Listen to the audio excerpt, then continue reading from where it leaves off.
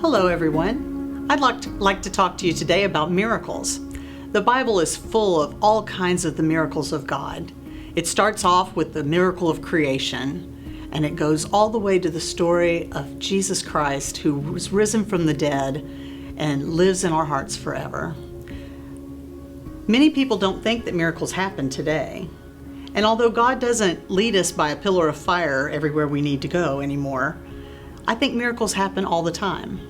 And I'd like to share some miracles that have happened in my life. In 2012, I was diagnosed with a very rare form of breast cancer called inflammatory breast cancer. And just to give you an idea of how many people I know that have it, I've only met one other person who lived to talk to me about their experience with inflammatory breast cancer. My husband's job had moved us around all over the United States, so it was really a miracle that we were here and able to get the excellent care that I was able to get at MD Anderson. About halfway through my chemo treatment, they put me on a new form of chemo, and I was doing well with it, so they allowed me to travel to a family member's wedding. But while I was there, I had a bad reaction and almost died and ended up in the hospital. But while we were there was an oncologist who had been trained with my oncologist who was a specialist in this very type of cancer. And it was just a matter of the right people being in the right place at the right time. And it's a miracle that I'm here, because I think that God has something else for me to do right now. I want to share another miracle for you. This is a miracle of how a song came to be. In the 1880s, there was a Swedish preacher by the name of Carl Boberg who was out walking home from church and got caught in a thunderstorm.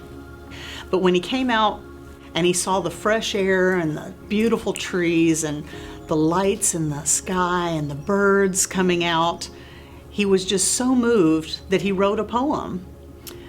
The poem quickly became something that they used in their Swedish church there, and was set to a Swedish folk melody. They sang it for several years in the underground church there, and after a few years, a German missionary heard the song and decided to translate it into German so that they could use it in his churches. Finally, in the 1950s, Stuart Hine, who is a Baptist missionary who was in Russia, heard the song and decided he would translate it into English because he was so taken with the tune. He even wrote some new verses for it.